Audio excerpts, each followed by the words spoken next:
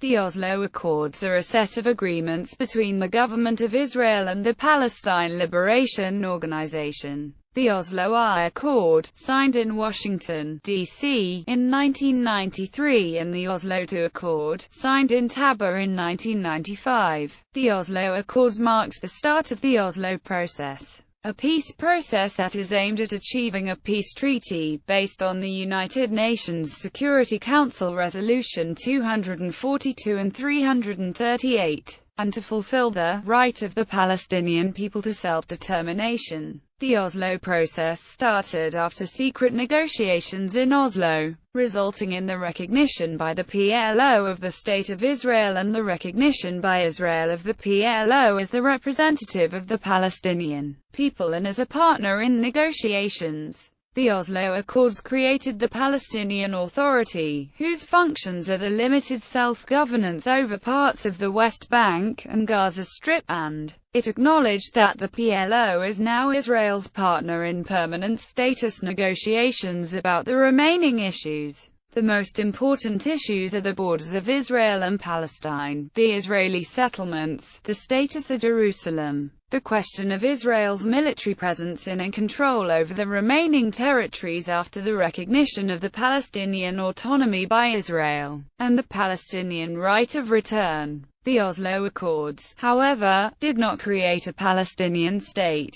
The Oslo process. The Oslo process is the peace process that started in 1993 with secret talks between Israel and the PLO. It became a cycle of negotiations, suspension, mediation, restart of negotiations and suspension again. A number of agreements were reached, until the Oslo process ended after the failure of the Camp David summit in 2000 and the outbreak of the Second Intifada. During the Second Intifada, the Roadmap for Peace was introduced, which explicitly aimed a two-state solution and the establishment of an independent Palestinian state. The roadmap, however, soon came into a cycle similar to the Oslo process but without producing any agreement. Background. The Oslo Accords are based on the 1978 Camp David Accords and show therefore high similarity. The Camp David's framework for peace in the Middle East envisioned autonomy for the local, and only for the local, inhabitants of West Bank and Gaza. At the time, there lived some 7,400 settlers in the West Bank, and 500 in Gaza, with the number in the West Bank, however, rapidly growing. As Israel regarded the PLO a terrorist organization, it refused to talk with the sole representative of the Palestinian people. Instead, Israel preferred to negotiate with Egypt and Jordan, and elected representatives of the inhabitants of the West Bank and Gaza. Like the 1978 Camp David Accords, the Oslo Accords were an interim agreement, allowing first steps, followed by negotiations to complete within 5 years. The main difference was that the final goal in Camp David was a peace treaty between Israel and Jordan, taking into account the agreement reached in the final status of the West Bank and Gaza, while the Oslo Accords aimed at a peace treaty with the Palestinians. Indeed, an Israel-Jordan peace treaty was concluded, but only on 26 October 1994, after the Oslo Accord, and without the Palestinians. Both plans had in common that, possibly intentionally, they did not have a Plan B, in case a final agreement would not be reached within the set period. Negotiation partners. Only after Israel's acceptance of the PLO as negotiation partner, serious negotiations could start. In their letters of mutual recognition of 9 September 1993, days before the signing of the Oslo Accord, both parties declared to accept each other as negotiation partner. The PLO recognized the State of Israel. Israel recognized the PLO as the representative of the Palestinian people. No more, no less. Outline of the peace plan. Stated goals of the Oslo Accords were, among other things, Palestinian interim self-government and a permanent settlement within 5 years. Based on Security Council Resolutions 242 and 338. Although the agreements recognize the Palestinian legitimate and political rights, they remain silent about their fate after the interim period. The Oslo Accords do neither define the nature of the post-Oslo Palestinian self-government and its powers and responsibilities, nor do they define the borders of the territory it eventually would govern. A core issue of the Oslo Accords was the withdrawal of the Israeli military from Palestinian territories. The plan was a withdrawal in phases and a simultaneous transfer of responsibilities to the Palestinian authorities for maintaining security. Oslo II, Article 10(2) reads, "Further redeployments of Israeli military forces to specified military locations will commence after the inauguration of the Council and will be gradually implemented commensurate with the assumption of responsibility for public order and internal security by the Palestinian police." And Article 11(2)(e). During the further redeployment phases to be completed within 18 months from the date of the inauguration of the Council, powers and responsibilities relating to territory will be transferred gradually to Palestinian jurisdiction that will cover West Bank and Gaza Strip territory, except for the issues that will be negotiated in the permanent status negotiations. The first phase included the withdrawal from the areas A and B. Redeployments from Area C would follow in subsequent phases. Article 11(3) states, Area C means areas of the West Bank outside areas A and B, which, except for the issues that will be negotiated in the permanent status negotiations, will be gradually transferred to Palestinian jurisdiction in accordance with this agreement. The issues that will be negotiated, according to Article 17(1), are Jerusalem, settlements, specified military locations, Palestinian refugees, borders, foreign relations and Israelis, and powers and responsibilities not transferred to the Council. By excluding Jerusalem and the settlements from the areas to be transferred to the Palestinians, Israeli presence,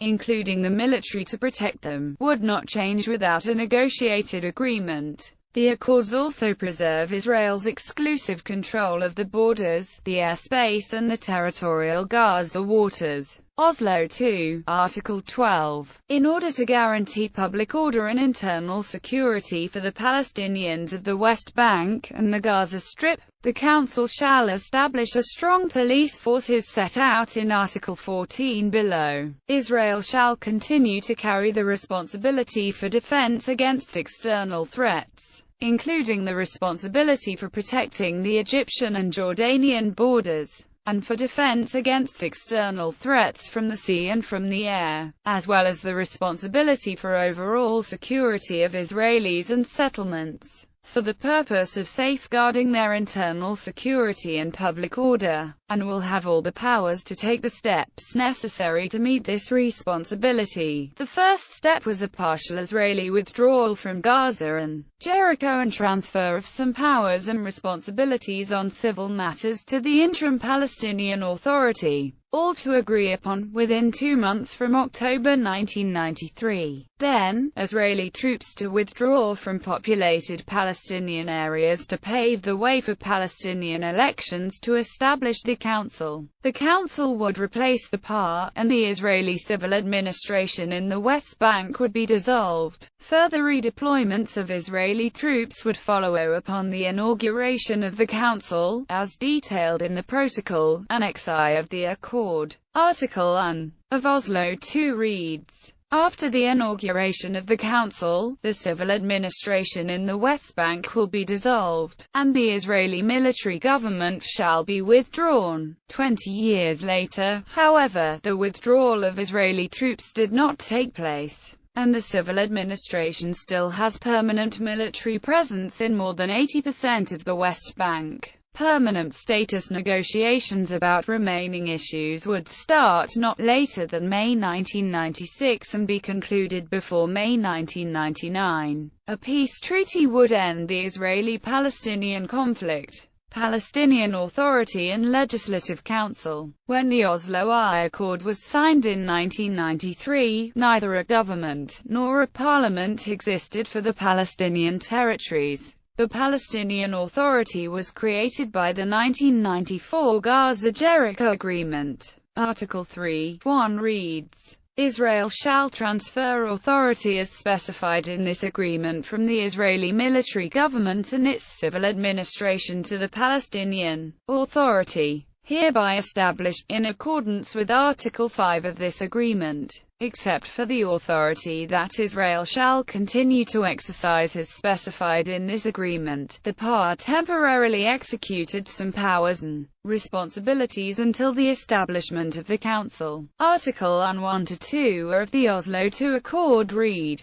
1. Israel shall transfer powers and responsibilities as specified in this agreement from the Israeli military government and its civil administration to the Council in accordance with this agreement. Israel shall continue to exercise powers and responsibilities not so transfer. 2. Pending the inauguration of the Council, the powers and responsibilities transferred to the Council shall be exercised by the Palestinian Authority established in accordance with the Gaza-Jericho Agreement, which shall also have all the rights, liabilities and obligations to be assumed by the Council in this regard. Accordingly, the term Council throughout this agreement shall, pending the inauguration of the Council, be construed as meaning the Palestinian Authority. The first elections for the Palestinian Legislative Council were on the 20th of January 1996. The governments elected by the PLC retained the name Palestinian National Authority.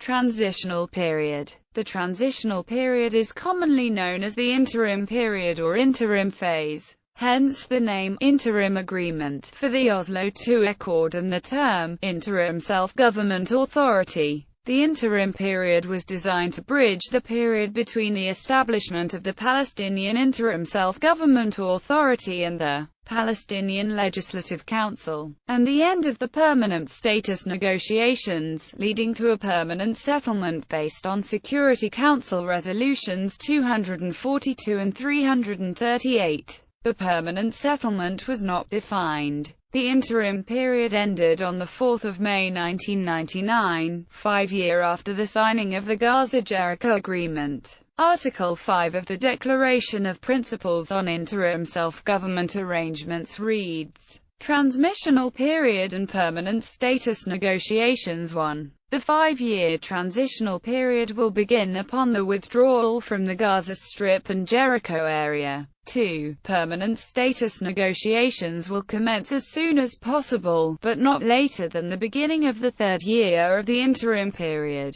between the Government of Israel and the Palestinian people representatives. 3. It is understood that these negotiations shall cover remaining issues, including Jerusalem, refugees, settlements, security arrangements, borders, relations and cooperation with other neighbors, and other issues of common interest. 4. The two parties agree that the outcome of the permanent status negotiations should not be prejudiced or preempted by agreements reached for the interim period. End of the interim period. In May 1999, the 5 years interim period ended without reaching a comprehensive peace agreement, but elements of the Oslo Accords remained. The interim Palestinian Authority became permanent, and a dominant factor of the PLO. The West Bank remained divided into areas A, B and C, the latter some 60% of the West Bank, and under exclusive military and civilian control. Less than 1% of Area C is designated for use by Palestinians, who are also unable to build in their own existing villages in Area C due to Israeli restrictions. The Israeli civil administration, part of a larger entity known as Coordinator of Government Activities in the Territories, which is a unit in the Defense Ministry of Israel, is still functioning in full. The Israeli-Palestinian Joint Water Committee also still exists. At the 2000 Camp David summit, the U.S. tried to save the Accords by reviving the negotiations. After the failure of the summit, the Second Intifada broke out and the peace process reached deadlock. Implementation of the Israeli withdrawal. Following the Gaza-Jericho Agreement and prior to the first Palestinian Authority elections, Israel withdrew in 1994 from Jericho and from most of the Gaza Strip. In accordance with the Hebron Protocol, Israel withdrew from 80% of Hebron in January 1997. With stalled negotiations, further redeployments did not take place. By March 1998, none of the withdrawals had occurred. In October 1998, the parties signed the Wye River Memorandum, promising resumption of the redeployments, but only the first stage was implemented. While Netanyahu faced opposition within his cabinet, additional withdrawals were delayed. During the Second Intifada, in 2002, the Israeli military reoccupied many of the areas previously turned to Palestinian control. Key agreements in the Oslo process were: Israel-PLO letters of recognition, mutual recognition of Israel and the PLO, the Oslo Accord, the Declaration of Principles on Interim Self-Government Arrangements, which declared the aim of the negotiations and set forth the framework for the interim period. Dissolution of the Israeli civil administration upon the inauguration of the Palestinian Legislative Council. The Gaza-Jericho Agreement or Cairo Agreement. Partial Israeli withdrawal within 3 weeks from Gaza Strip and Jericho area, being the start of the 5-year transitional period. Simultaneously transfer of limited power to the Palestinian Authority, which was established in the same agreement. Part of the agreement was the Protocol on Economic Relations, which regulates the economic relationship between Israel and the Palestinian Authority, but in effect integrated the Palestinian economy into the Israeli one. This agreement was superseded by the Oslo Accord, except for Article 20. Article 20 dictated the release or turnover of Palestinian detainees and prisoners by Israel. The Paris Protocol was incorporated in Article 24 of Oslo II. The Oslo II Accord. Division of the West Bank into areas, in effect fragmenting it into numerous enclaves and banning the Palestinians from some 60% of the West Bank. Redeployment of Israeli troops from Area A and from other areas through further redeployments. Election of the Palestinian Legislative Council, replacing the PA upon its inauguration. Deployment of Palestinian police replacing Israeli military forces in Area A. Safe passage between West Bank and Gaza. Most importantly, start of negotiations on a final settlement of remaining issues, to be concluded before the 4th of May 1999. All later agreements had the purpose to implement the former 3 key agreements. Additional Israeli-Palestinian agreements related to the Oslo Accords are: Agreement on Preparatory Transfer of Powers and Responsibilities between Israel and the PLO. This agreement was signed on 29 August 1994 at the Erez Crossing. It is also known as Early Empowerment Agreement. Superseded by Oslo II. Protocol on Further Transfer of Powers and Responsibilities. This agreement was signed on 27 August 1995 at Cairo. It is also known as Further Transfer Protocol. Superseded by Oslo II. Protocol concerning the redeployment in Hebron. Wye River Memorandum. Sharm el-Sheikh Memorandum. Agreement on Movement and Access. Criticism. Continued settlement expansion. While Perez had limited settlement construction at the request of U.S. Secretary of State Madeleine Albright, Netanyahu continued construction within existing Israeli settlements, and put forward plans for the construction of a new neighborhood, HaHoma, in East Jerusalem. However, he fell far short of the Shamir government's 1991-92 level and refrained from building new settlements, although the Oslo Agreement stipulated no such ban. Construction of housing units before Oslo. 1991-92, 13,960, after Oslo. 1994-95, 3,840, 1,996, 1,997, 3,570. Norway's role. Norwegian academics, including Norway's leading authority on the negotiations, Hilde Henriksen-Waj, have focused on the flawed role of Norway during the Oslo process.